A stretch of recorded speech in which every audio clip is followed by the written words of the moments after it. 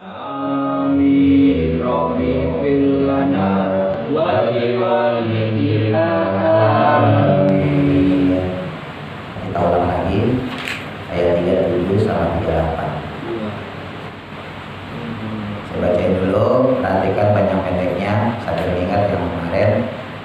A'udzu billahi minasy syaithanir rajim.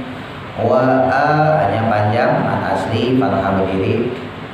Wa ayatul, nah masukin domatain ketemu lam, idgham bila guna.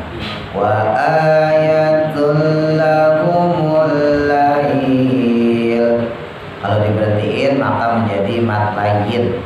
Soif, bait, nah itu namanya mat lain. Boleh dibaca 2, boleh dibaca 4, boleh dibaca 6. Ya, sama kayak liila fi Quraisy, nah itu juga sama. Ya, dibaca 2 misalnya liila fi Quraisy. Nah, dibaca 6 yang paling panjang sama kayak mat alif disukun. Liila fi Quraisy. Boleh. Terus sambungannya naslahu, khornya ngorokin yang udah bisa. Naslahu minhun, nanti ketemu ha izhar jelas. Minhun tahan nun tasdidnya. Minhun nahara fa idahum, tahan lagi mati ketemu mim idgham mimi. Muslimun wasyamsu, nah shin yang pertama tebal, sin yang keduanya tipis. Wasyamsu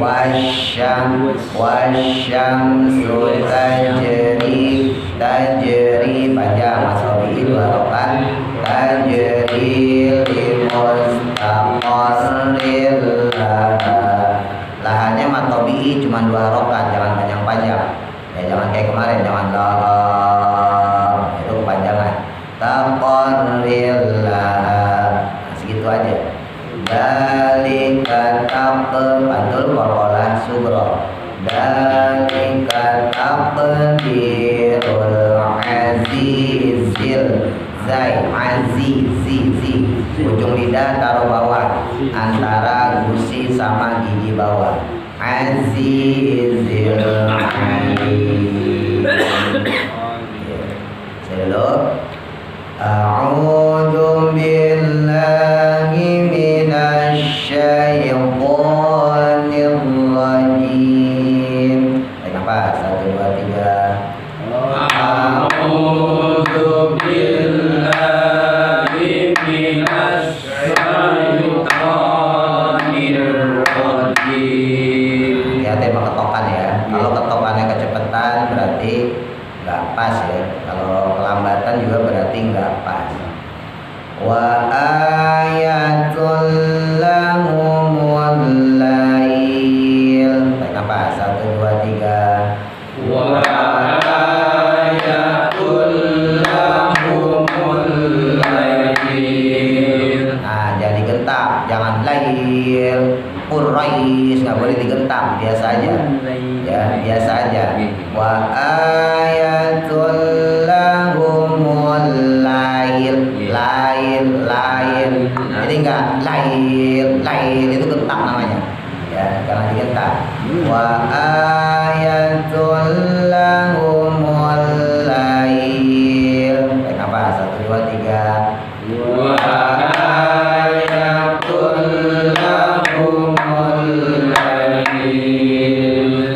Naslahu minhun nahara fa idahum muslimun. Apa? 1 2 3. Naslahu minhun nahara fa idahum muslimun. Minhu annya tahan tasdid, minhunna baru masukin, ketokannya hati-hati. Muslimun yang kemarin jangan lupa zo monyong, zo huruf istilah ya, so do to zo go kho. Nah itu mus bukan mus. Nah ini zai ya, Kalau zo ujung lidahnya di atas, kalau zai ujung lidahnya di bawah, beda. Jangan muz. Nah, ini merenges, mesem. Jadi zai. Kalau zo monyong, muz, azim, azim, muzlimun. Diulang naslahu, tarik nafas 1 2 3. Naslahu minhunna arafa'idahum muzlimun. Wasyamsu tajri limustaqarrin laha. Tarik nafas 1 2 3. Wasyamsu tajri limustaqarrin laha. Oh, jangan panjangan, jangan laha. Nah, itu kepanjangan. Wadduha, kepanjangan. Wadduha, udah segitu aja. Walaili idza saja, udah cukup ya, sama kayak ini. Limustaqarril laha, udah jangan dipakai ego. Nah, itu kelamaan jadinya. Tarik nafas ulang. Wasyamsu 1 2 3. Wasyamsu tajri limustaqarrin laha. Dzalika taqdirul azizil alim. Tarik nafas 1 2 3. Dzalika taqdirul azizil alim. Baik, diulang dari tahun. Tarik nafas 1 2 3. A'udzu billahi minasy syaithanir rajim. Tarik nafas 1 2 3. Wa ayatul lahumul lail. Tarik nafas 1 2 3. Naslahu minhunna arafa'idahum muzlimun. Tarik nafas 1 2 3. Wasyamsu tajri limustaqarrin laha. Tarik nafas 1 2 3. Dzalika taqdirul azizil alim. Shadaqallahul azim. Lumayan dua asal bener. Banyak nggak karuan.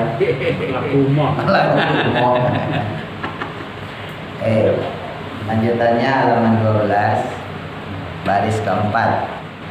Bismillahirrahmanirrahim. Qala musannifu rahimahullahu ta'ala wa nafa'na bihi wa bi barakati ulumihi fi dharain amin.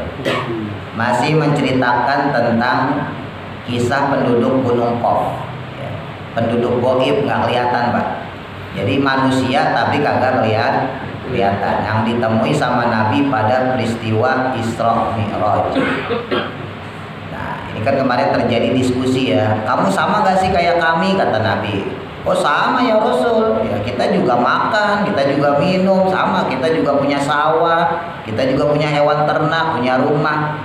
Cuman secara kehidupan beda ya. Mereka punya rumah, nggak perlu pakai pintu, saking saling percayanya. Kalau punya sawah ya mereka panen seadanya, diambil yang dia butuhin, sisanya ditinggal. Begitu pula dengan hewan ternak. Kalau dia butuh ya dipotong, sisanya ya enggak. Ya, taruh aja udah di tanah lapang begitu. Ini yang beda ya sama kita. Iya. Ya, pokoknya dipotong secukupnya buat keluarganya udah gitu. Kalau kita kan ya mohon maaf, rumah main bagus-bagusan, ya kan? Pintu pasti dikunci, nggak mungkin enggak. Ada udah pintu dikasih gerbang, ya, dikasih pagar, kurang tebal gimana lagi coba? Tinggi lagi. Ya, sampai gak kenal sama tetangga kadang-kadang ya kan? Kadang-kadang masih strum. Oh, masih kawat, piring, pecah-pecahin. Oh, iya. Pas saya orang galak. Oh ya masuk orang galak. Nggak sampai di situ ya. Sampai makanan kita nggak ada sejarahnya kita makanan kita tinggal. Punya duit 100.000 ya kita habisin tuh 100.000. Ya. Kita punya ayam ya semuanya dipotong semua, disayur semua. Punya kambing, kambing di bodoh amat, tetangga nyium baunya bodoh amat, nggak mikir. Ya. Nah ini bedanya kita dengan penduduk Gunung Qaf. Ya, penduduk goib ini, dia manusia tapi nggak kelihatan. Sumakola kemudian berkata lagi Kanjeng Nabi alaihi salatu wassalam, Ro'aitu aku melihat wujuhahum akan wajah-wajah mereka musfarotun pucat kekuningan. Fakultu maka aku berkata kata Kanjeng Nabi, lam takunu marbo, tidaklah kalian ini punya penyakit. Lah kalian ini kan kagak sakit. Ya, kemarin kan mereka juga nyebutin ya, kami nggak sakit ya Rasul, karena sakit itu kafaroh, ya pelebur dosa. Sementara kami jarang berbuat dosa. Orang sama-sama percaya, ya kan? Kagak ada yang maling, kagak ada yang berbuat jahat, kagak ada yang berbuat maksiat. Nah Nabi ngeliat kok muka kamu kok pucat banget, kekuningan begini. Padahal kamu bilang kamu ini pada nggak sakit. Falima isfarat, maka kenapa pucat menguning wujuhukum wajah-wajah kalian? Qalu maka mereka menjawab, hada adapun ini ya Rasul, itu min khaufil mauti, saking takutnya kami kepada maut, kepada kematian. Ya tuh, saking takutnya pada kematian, maka wajahnya pucat pasi kalau orang zaman sekarang nyebutnya. Jadi wajahnya menguning saking takutnya sama kematian. Dan sahabat juga kayak gitu ya. Dulu pernah saya cerita, Sayyidina Umar itu orang yang ke-40 masuk Islam. Awal-awal masuk Islam itu kalau Nabi lagi nyeritain kematian, Bang, itu langsung pingsan, Bang. Awal-awal masuk Islam. Sama Sayyidina Ali juga begitu. Kalau Nabi lagi nyeritain kematian, alam barzakh, neraka, itu langsung pingsan. Baru denger doang. Nanti kita mati begini, nanti kita di alam barzakh begini, nanti kita di neraka begini. Itu baru denger doang, baru dijelasin sama Rasul. Itu Sayyidina Umar langsung pingsan. Saking min khaufil maut, saking takutnya sama kematian. Dan takut sama kematian itu ciri-ciri orang soleh. Bedanya sama kita ceritain neraka itu masih nyengir aja. Diceritain neraka masih nyengir aja. Itu bedanya sama kita deh. Ya. Takut kematian bukan berarti takut matinya, bukan, Bang. Tapi takut nggak punya bekal yang bisa bikin Allah redho sama kita. Ya, bukan takut matinya. Ya. Kadang orang-orang miskin malah pengen mati, malahan hidup udah kagak enak, utang banyak, ya kan? Bini nyap-nyap, mati aja deh. Nah itu kan berarti orang kayak gitu bagus kagak, jelek juga. Ya. Putus asa itu namanya. Jadi takut kematian di sini dalam artian takut khawatir atas bekal-bekal yang dia punya. Jadi takut mati seperti itu, ya itu boleh. Kita khawatir amal saya udah cukup belum ya? Amal saya udah mumpuni belum ya? Udah bisa bikin Allah redho nggak sama saya? Dapat ampunan Allah nggak kalau saya nanti mati? Nah takut matinya sebab itu, bukan sebab takut mati dengan yang lain. Ya, takut karena hartanya belum keburu dihabisin semua. Ya Allah kalau saya mati ini masih ada 50 juta. Kemana ini ntar anak saya makan-makan? Nah, jangan sampai kayak gitu. Ya Allah ntar kalau saya mati istri saya sampai merawat. Nah itu kagak boleh. Ya Allah nanti kalau saya mati anak saya siapa yang ngurus? Nah itu juga kagak boleh. Anak kita, istri kita kalau kita mati tenang aja. Siapa yang ngurus? Allah yang ngurus. Nah, dari dia kecil yang ngurus Allah. Ya kan? Kita kan kagak ikutan ngurus. Orang kita jadi suaminya pas sudah gede, buktinya kecilnya dia dirawat sama Allah. Nah takut mati yang seperti itu, ya, yang dimana kita khawatir terhadap bekal yang kita punya, yang kemudian membuat kita termotivasi, semangat untuk ibadah, ya, semangat untuk melaksanakan amal-amal soleh. Nah takut mati yang seperti itu bagus, diacungkan jempol lah bahasa kita oleh Kanjeng Nabi, dibanggakan juga oleh Allah Subhanahu Wa Taala. Summa qala kemudian berkata lagi Nabi Muhammad sallallahu alaihi wasallam, wa sa'altuhum dan aku bertanya pada mereka, hal yaksuru apakah banyak fikum pada kalian al mautu yang mati kama yaksuru sebagaimana banyak pula fina pada kami. Rasul bilang, emang kalian juga ada yang mati ini sama kayak kita? Qalu maka mereka menjawab, "Na'am, iya ya Rasul. Fi kulli sanatin pada setiap tahunnya itu janazatun ada satu jenazah, ada satu orang yang meninggal." Sama ya Rasul, kita juga ada yang meninggal. Cuman karena kita penduduknya dikit ya, paling setahun cuma satu orang gitu. Fa fi alamil ghaibi maka adapun pada alam gaib haulail qaumu adapun kaum-kaum semacam ini itu kasirun banyak. Di alam gaib sendiri Pak, penduduk orang-orang manusia seperti penduduk Gunung Kopi ini itu banyak. Jadi di luar alam kita, di luar dimensi kita, la ya'rifuhum yang tidak ada yang mengetahui mereka ahadun seseorang pun siwallahu ta'ala kecuali Allah subhanahu wa ta'ala. Jadi memang kalau dipikir-pikir benar juga sih. Sebab mustahil Allah bikin alam semesta segede gini Pak, itu dihuni cuma manusia. Coba aja pikir. Ini kan alam semesta gede begini.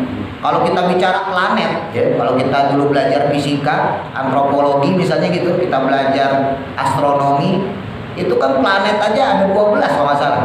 Tahu sekarang udah direvisi ya? 9 sekarang. Dulu Pluto masuk planet ya. Sekarang Pluto nggak masuk planet. Sampai disuruh apalin kita, Merkurius, Venus, Bumi, ya, Mars, Bulan, seterusnya tuh. Kalau dulu kita belajar masih ada Pluto, sekarang Pluto udah nggak dianggap planet, jadi bintang. Itu aja udah bisa kita bayangin, masa sih kosong melompong? Allah nyiptain itu masa kosong melompong? Walaupun dalam tes-tes geofisika ya, dalam tes-tes astronomi, misalnya penelitian ilmuwan NASA, mereka terbang ke atas ya, ke angkasa, macam-macam ke planet, itu nggak ditemukan kehidupan. Ya, sampai detik ini nggak ditemukan kehidupan. Bulan mereka jelajahin, ya planet Mars ditaruhin robot, dikasih CCTV, matahari disenterin. Mereka pengen cari apakah ada kehidupan lain selain manusia yang ada di bumi, dan sampai sekarang mereka belum nemuin. Ya, adapun ada UFO lah, apalah alien itu kan cuma halusinasi aja. Tapi faktanya sampai sekarang nggak ada. Ya. Tapi memang kalau kita pikir-pikir, ya bisa jadi ada, tapi penduduknya itu penduduk goib. Kita nggak bisa ngelihat. Udah beda alam. Ya, satu dimensi tapi sudah beda alam. Itu sekarang orang barat aja juga sudah kepikiran begitu Pak. Kan di barat ini sekarang lagi rame-rame orang banyak masuk Islam. Pertama beragama mereka. Ya, di dekade tahun 90-an, 2000-an sampai sekarang itu banyak yang murtad bareng. Ateis bareng, saking mereka nggak percaya lagi sama Tuhan. Nah ini belakangan ini, ya 2010 kemarin, ini banyak yang masuk Islam. Ketika mereka belajar Islam, oh ternyata Islam itu salah satu yang harus menjadi pondasi dasar adalah ayyuminuna bil ghaibi, mempercayai, meyakini ada yang gaib, yang menurut mereka itu memang pasti ada yang nggak mungkin bisa dinalar sama manusia. Sebab kalau semua hal bisa dinalar sama manusia, itu malah jadi aneh. Sedangkan manusia punya keterbatasan. Makanya film-film barat sekarang itu lagi rame, film-film multiverse namanya. Jadi mereka berhalusinasi bahwa ada alam lain selain alam manusia. Sekali-kali nonton TV lah, ya jangan pusing mulu. Nonton bioskop biar ini. Ya jangan di rumah aja nggak nyedok kayak mikirin nasib. Sebagai cuma jembatan. Jadi ini bukan halusinasi biasa, tapi mereka saking rindunya, ya saking rindunya dengan pesan-pesan dalam agama yang tidak ada di dalam agama mereka dulu. Dalam agama mereka sebelumnya, dalam doktrin ajaran mereka sebelumnya, mereka nggak dapatkan itu. Ya. Kalaupun ada, nggak bisa dipercayain, beda sama Islam. Islam itu kemudian memberi doktrin kepada kita ya, agama kita ini punya satu pondasi ya dalam rukun iman, yaitu yu'minuna bil ghaibi. Bahkan Tuhan kita sendiri saja, Allah itu termasuk yang gaib. Lah buktinya kita nggak bisa lihat. Itu satu keluar biasaan Pak. Ya cuman kita kan karena Islamnya warisan ya, kita Islam warisan kagak mikirin ke situ. Yang penting gue sholat, gue zakat, gue puasaan gitu. Tapi kalau orang-orang barat yang otaknya cerdas itu, mereka mikir sampai ke situ. Makanya rata-rata mu'alaf itu Ya, orang yang dulunya kafir masuk Islam, itu motivasi ibadahnya tinggi, Pak. Pengen tahu ya. Pengen tahunya tinggi, belajarnya semangat. Bahkan kayak sedikit, setahun 2 tahun hafal Quran. Mu'alaf. Dulunya bukan agama Islam, masuk Islam langsung dipelajari tuh Islam, bener-bener. Lah kita Islam warisan masalahnya. 20 tahun jangankan Quran, juz amat ya kagak hafal-hafal. Lah iya bener kan? Bebel orang. Ya bukannya salah, bagus, alhamdulillah ya. Alhamdulillah kita punya orang tua berarti kan muslim, ya kan? Berarti kita lahir dari rahim seorang ibu yang muslim, bagus, nggak apa-apa. Ya tapi masalahnya itu nggak ada prestasinya maksudnya. Iya. Coba lihat orang-orang yang di luar Islam ya, ketika dia masuk Islam, luar biasa. Mereka benar-benar hijrah gitu, belajarnya sungguh-sungguh. Dia belajar bahasa Arab, belajar ini, belajar itu, cari pengetahuan tentang budaya Islam, ya akademisi Islam dan sebagainya. Sehingga 4 tahun 5 tahun otaknya cerdas, Pak. Dan menjalankan agamanya tentu berkualitas. Pasti nggak mungkin enggak. Lah kayak kita kualitasnya dari dulu begitu aja gitu. Ya sholat yang begitu jangan jadi sama. Lagi seminggu sekali. Lah ini ngaji seminggu sekali juga kadang-kadang sampai tidur. Untung masih ada sholat Jumat. Nah, sholat Jumat kita ceramah gitu kan. Gitu ya. Jadi kita pikir-pikir Allah bikin alam semesta segede gini, Pak. Masa yang menghuni cuma manusia? Kayaknya gitu ya. Kayaknya kalau pikir-pikir kayaknya mustahil deh. Makanya kan Allah ciptain jin juga. Lah sekarang jin aja dari zaman Nabi Adam sampai sekarang ribuan tahun. Ada yang mati tapi kagak banyak. Dibandingin manusia ya. Manusia yang mati kan lebih banyak. Ya karena kita hidup di bumi. Ya, hidup di bumi kita perlu gantian ibaratnya gitu. Makanya di satu sisi ada negara yang lahirnya banyak penduduknya membludak. Di sisi lain banyak orang mati gara-gara kelaparan, peperangan gitu. Jadi kita nggak usah sosokan ngatur dunia, udah diatur sama Allah. Wah penduduk dunia ini 5 miliar, nanti lama-lama bakal penuh segala macam. Enggak, Allah punya cara. Ya bisa aja dikasih wabah kayak kemarin corona. Ya kan? Nah, ngurang-ngurangin orang. Iya. Kurangin ya. Orang Allah mah gampang aja, Pak. Iya Iya kan? Lah iya, ngurang-ngurangin orang. Iya. Lumayan itu konon katanya sepertiga penduduk dunia itu yang kena itu. Itu yang kecatet ya sama WHO. Nggak tahu yang nggak kecatet. Kali aki-aki lagi ngerokok jalan kok corona mati kan nggak kecatet itu. Ini yang kecatet tadi kurang lebih sepertiga. Belum ya kemarin misalnya nih Rusia perang sama Ukraina. Itu kan korbannya juga ribuan. Allah punya cara untuk ngurangin penduduk bumi itu gampang Allah. Jadi kita nggak usah sosokan. Ya sekarang nih jaga polusi nonton orang bisa mati enggak udah dijaga sama Allah. Kalau saya mau udah pede aja. Mau gimana udah dijaga mau. Ya walaupun slogan seperti itu nggak apa-apa, moto seperti itu nggak apa-apa. Tapi jangan sampai tauhid kita turun, Pak, hati-hati. Jangan sampai tergadaikan tauhid kita. Dengan kata-kata. Iya, dengan kata-kata seperti itu. Ya sama tadi musim pilpres misalnya gitu ya. Ada si A, ada si B, si C. Dia milih mah milih aja. Kenapa kamu milih si A? Oh si A bagus jujur. Kenapa kamu milih si B? Oh si B bagus tanggung jawab. Kenapa kamu milih si C? Oh si C bagus dia bisa dipercaya. Udah segitu aja. Jangan sampai jatuh omongan kalau bukan si A nih presidennya, wah Indonesia ini bangkrut nih. Lah dari dulu Indonesia ngurusin Gusti Allah kagak bangkrut. Ini kalau Mbak si B nih yang presiden nih, wah ini bahaya nih. Ngapain nih? Nggak boleh, itu tauhid masalahnya. Jadi seakan-akan kita mendewa-dewakan calon presiden, sebagus apapun, Pak. Ya apalagi politik nggak bisa dipercaya. Sekarang berantem besok temenan, ya. Sekarang temenan besok berantem. Dulu kita ngeluh-ngeluhin, tahu sekarang jadi musuh. Ya udah kita mau orang biasa. Biasa aja. Udah berantem besok makan bareng. Nah iya besok makan bareng. Kalau di kampung tuh kan malah lebih ngeri lagi. Ya saya dapat cerita tuh orang-orang kampung itu jangankan pilpres, Pak. Pilek ya atau pilkades itu sampai gontok-gontok. Milih kades, milih lurah ya. Itu sampai gontok-gontokan. Padahal kadesnya selesai enak-enakan. Yang bawahnya kan masih berantem. Masih. Nah, iya. Jangan mau dibodohin maksudnya kayak gitu dibiarin aja.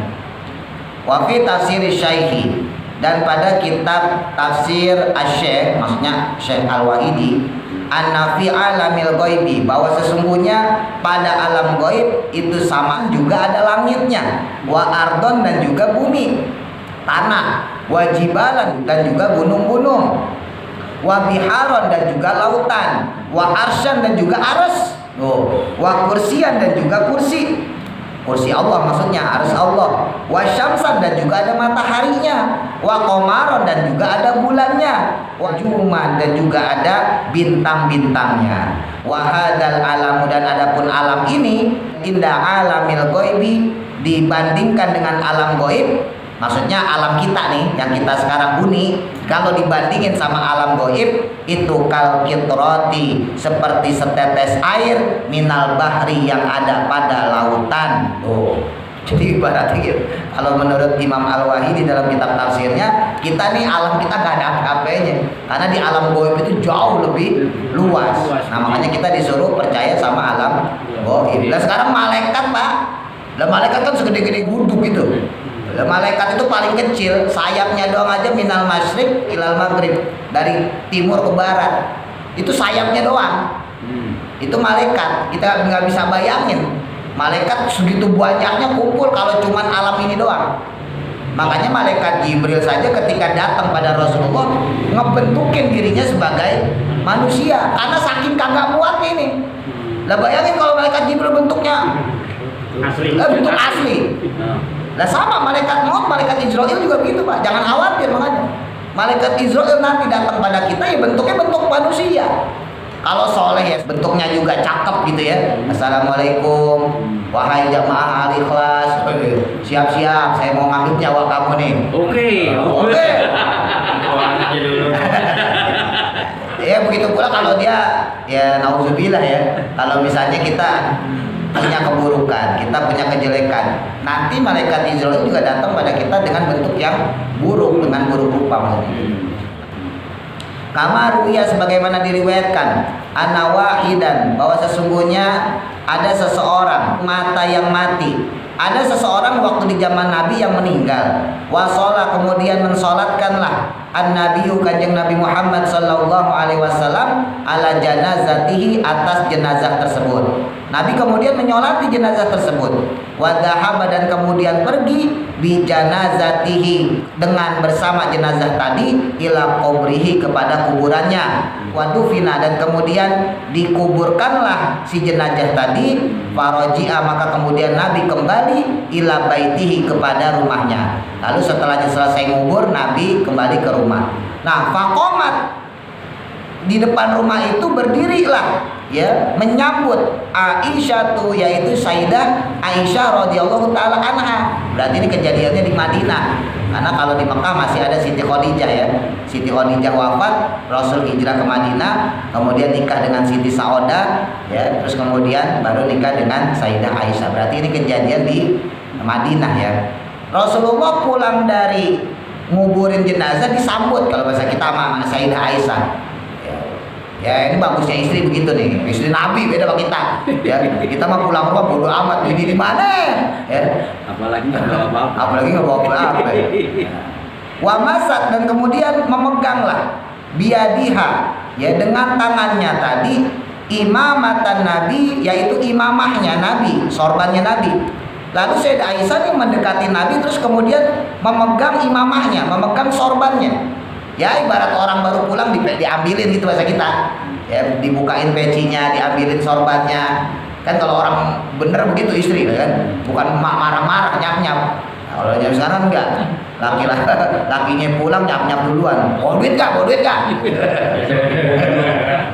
Dasar laki goblok. Kalau punya duit pulang. Kata lakinya, lu goblok tapi doyan juga sama gue. Nah kemudian ya waqalat, dan berkata ya Sayyidah Aisyah berkata kemudian, ya ajaban, sungguh mengherankan, balat imamatuka, ya Rasul, ini imamah engkau, sorban engkau kok basah, wasaubuka, dan juga baju engkau ya Rasul, minal matori, dari hujan. Kok ini basah kayak kena hujan ya Rasul, imamah engkau, baju engkau ini ya Rasul. Wa fi dzalikal yaumi, padahal pada hari tersebut itu laisa, tidak ada, fihi di dalamnya matorun, hujan. Padahal nggak ada hujan saat itu. Nah, fa'alima, maka mengetahuilah an-nabiyyu, kanjeng Nabi Muhammad sallallahu alaihi wasallam, anna Aisyah, bahwa sesungguhnya Sayyidah Aisyah radhiyallahu taala anha, ra'at, beliau itu telah melihat matara alamil ghaibi, hujannya alam gaib. Nah, berarti ketika Sayyidah Aisyah memegang sorbannya Nabi, itu terjadi perpaduan dimensi. Kalau Nabi mah jelas ya Pak ya, Nabi semua bisa melihat alam gaib ya. Nah, Nabi ini dalam kondisi masih 1-2 nih berarti kita ya, masih dalam 2 alam, alam gaib sama alam manusia. Nah, itu Sayyidah Aisyah bisa ngerasain itu, padahal di alam asli ini kagak ada hujan, kering. Nah, pas Sayyidah Aisyah megang sorbannya Nabi, ternyata sorbannya Nabi basah. Megang bajunya basah. Loh, kok basah? Padahal terang. Nah, ini berarti Sayyidah Aisyah dalam hal ini masuk pada dimensi gaib karena bisa mengetahui kanjeng Nabi. Faqala, maka kemudian berkata Nabi Muhammad sallallahu alaihi wasallam. Lalu kemudian Nabi bilang, ya, al yauma, adapun hari ini, bima ghataiti, apakah kamu tutup roksaki, akan kepala kamu? Qalat, maka menjawab Sayyidah Aisyah, ghotaitu roksi, ya Rasul, saya tutup kepala saya, biridaika, yaitu dengan sorban engkau. Summa qala, maka kemudian Nabi Muhammad sallallahu alaihi wasallam beliau berkata, ya, beliau bersabda, ya Aisyah, wahai Aisyah, dari rida, adapun rida atau sorban tersebutlah itu qad rafa'a, yang telah membuat engkau, yang telah menjadikan engkau, yang telah membuka an basorika, daripada basor, ya, basiroh. Basiroh itu bisa 2 makna, bisa secara fisik mata, ya, bisa secara batiniah, berarti mata batin. Oh, pantesan waktu itu kamu juga pakai kerudungnya itu kerudung saya, maksudnya rida itu sorban. Orang Arab itu kalau sorbanan itu biasa, ya, lakinya pakai, istrinya pakai, jadi joinan lah. Itu kadang-kadang dipakai suami, kadang-kadang dipakai istri. Nah, ini kebetulan Sayyidah Aisyah saat itu juga pakai kerudungnya pakai dari sorbannya Nabi, dari ridanya kanjeng Nabi. Makanya dia punya kemampuan bisa ngelihat kayak begitu. Makanya disebutin ya, bahwa rida saya itulah yang membuka basiroh, ya, basiroh, penglihatan mata batin kamu, al hijab, akan hijab, ya, akan penutup, faro'aiti, maka melihat kamu, matoro alamil ghaibi, yaitu hujan pada alam gaib, sehingga kamu bisa melihat hujan pada alam gaib. Wa qala, maka kemudian berkata lagi Nabi sallallahu alaihi wasallam, ya Aisyah, wahai Sayyidah Aisyah, wa fi alamil ghaibi, itu tetap pada alam gaib, matorun, juga ada hujan. Jadi ini hadisnya dari sini. Wahai istriku, wahai Sayyidah Aisyah, ya sesungguhnya di alam gaib juga ada hujan. Wa ghamamatun, dan juga ada awan. Wa syamsun, dan juga ada matahari. Wa qamarun, dan juga ada bulan. La yaroha, yang tidak bisa melihatnya, illal auliya'u, nah ini penting, kecuali para wali. Wasolihuna, dan juga orang-orang soleh. Jadi ada orang yang diberikan kemampuan oleh Allah untuk melihat alam gaib, yaitu satu pasti Nabi, jelas Rasul. Nah, yang kedua adalah aulia, wali-wali Allah, dan yang kedua adalah orang soleh. Ini saya tegesin bolak-balik supaya maaf ya, jangan dikibulin sama dukun-dukun. Nah, sekarang ada orang sholat kagak, ya, sholat berantakan, ya, ngaku bisa melihat alam gaib. Itu pilihannya cuma 2 tuh, ya. Kalau enggak udah sebelah sama hidup, pengen mati ya, buru-buru tuh ya. Pengen sebelah sama hidup, pengen mati. Yang kedua, ya gila udah. Ya saya sampai itu. Ya, pilihannya cuma 2. Kalau enggak dia udah sebelah sama hidup, ya udah pengen mati, jadi otaknya stres. Yang kedua emang gila beneran. Karena nggak mungkin orang biasa seperti kita bisa melihat alam gaib. Nggak mungkin. Al-Imamul Ghazali pun seperti itu, mengibaratkan, ya, alam gaib itu dengan alam yang benar-benar butuh basiroh, butuh mata batin yang benar-benar bersih. Orang-orang kayak kita, mohon maaf ya, itu udah kebanyakan kotoran. Sebetulnya sih bukan masalah di alam gaibnya, masalahnya di kita. Lah buktinya apa? Anak kecil itu baru lahir tuh Pak. Karena orang zaman dulu suka itu ada kembarannya datang dan saudaranya datang gitu ya. Ya memang bukan saudara atau kembar, emang di alam gaibnya dia masih bisa melihat. Ya, seiring berjalannya waktu, fisiknya ini kemudian tertutup sama dosa-dosa. Tertutup sama kotoran. Matanya yang tadi jernih, jelas, ya maka kemudian lama-lama tertutup sama dosa, sama maksiat. Kenapa anak kecil ibaratnya kagak tertutup? Ya karena dia masih bersih. Iya masih suci. Ya kayak kita juga dulu gitu kecilnya. Beranjak dewasa, beranjak balik, kerja macem-macem. Lah mata kita kan kepake macem-macem. Ngeliatin bini orang, ngeliatin apaan ya yang bukan yang halal. Ya kadang-kadang ngeliatin sesuatu yang nggak benar dan sebagainya. Nah itu yang membuat kemudian kita tertutup dari alam gaib. Sebetulnya kita juga bisa punya, sama orang kita punya potensi itu kok. Ya orang kita kan anak keturunan Nabi Adam, dan Nabi Adam aja bisa ngelihat, masa kita kagak? Gitu. Cuman kemampuan itu, potensi itu kemudian semakin lama semakin tertutup sampai kita kemudian saat ini. Nah, orang yang bisa ngelihat itu, ya satu jelas para nabi, yang kedua para aulia, wali-wali Allah, yang ketiga adalah orang-orang soleh. Maka kalau ada orang, maaf, ngaku-ngaku, pakai sorban doang misalnya, imamahnya 4 meter misalnya gitu, ngaku-ngaku saya bisa alam gaib. Padahal sholatnya pas-pasan, utang banyak sama orang utang dulu. Ngakunya bisa ngelihat alam gaib, itu bisa dipastikan gila. Udah gak ada lagi. Bisa dipastikan gila. Itu kebanyakan halusinasi ya. Kebanyakan otaknya kebanyakan mikir kemana-mana. Karena nggak mungkin, Pak. Nggak mungkin. Dan dulu pernah saya sampaikan pas kita lagi ngobrol tuh. Dan andai kata ada orang yang punya kemampuan itu, dia bisa melihat alam gaib.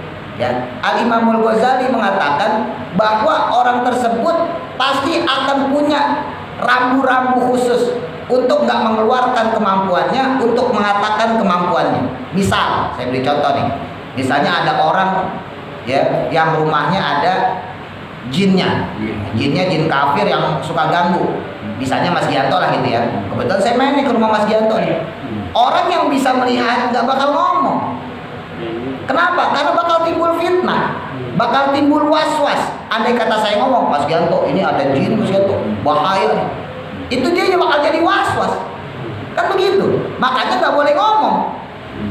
Kalau emang mau ngobatin, ya diobatin sendiri. Kalau emang mau dikeluarin, dibersihin sendiri tanpa ada ngomong sama tuan rumah. Kenapa? Karena bisa bikin orang was-was. Itu pedomannya orang ilmu putih itu gitu. Kenapa orang ngomong? Karena yang diminta adalah duit. Kenapa saya akhirnya jadi ngomong kayak gitu misalnya Mas Gianto nih? Kan tujuannya cuma dapat duit. Mas Gianto ini ada jinnya nih, bahaya nih, setannya serem nih Mas Gianto. Iya, harus dipagerin. Akhirnya kan Mas Gianto, Ustaz bisa nggak? Kan begitu. Wah, ya bisa sih, cuman nanti saya cari waktu dulu ya. So sibuk, padahal nganggur. So sibuk. Besoknya saya datang lagi ke Mas Gianto. Ini Mas Gianto saya bela-belain datang nih. Padahal saya ada acara nih Mas Gianto. Ini demi Mas Gianto nih. Iya, ada makannya Ustaz. Wah, ini sih kayaknya ayam cemani nih. Ayam cemani pokoknya yang mulutnya rada panjang, tapi harus ada kupingnya dikit. Gue nyari di mana? Ada kupingnya ayam. Nah, akhirnya Mas Gianto, ya udah susah Ustaz aja nyariin. Wah, saya sih agak sibuk Mas Gianto, tapi kalau punya duit nggak apa-apa deh. Berapa kira-kira? Ya 5 juta paling dapat duit saya. Saya bawa aja ke tukang ayam biasa, beli ayam potong, ya kan, cat warna hitam, selesai. Saya kubur pura-pura depan Mas Gianto misalnya, kan bisa aja. Tujuannya emang ke situ, makanya itu orang gila. Orang kayak gitu orang gila, hati-hati Pak. Bohong, bisa ngobatin kan. Orang kalau emang bisa ngobatin, bisa ngusir, kalau secara rambu ya, kalau secara rambu alam gaib dia nggak boleh ngomong. Kenapa? Karena itu justru bisa bikin was-was orang, dan bikin was-was, bikin fitnah itu dosa. Apa untungnya ketika saya ngomong Mas Gianto ini ada jinnya nih, hati-hati. Apa untungnya buat Mas Gianto? Kan nggak ada untungnya. Malah bikin fitnah, malah bikin was-was. Orang awam ya, kita yang mohon maaf ya suka dibohonginnya tuh kayak gitu. Itu satu. Yang kedua, Syekh Abdul Qadir Sultanul Aulia yang sering kita fatehain ya.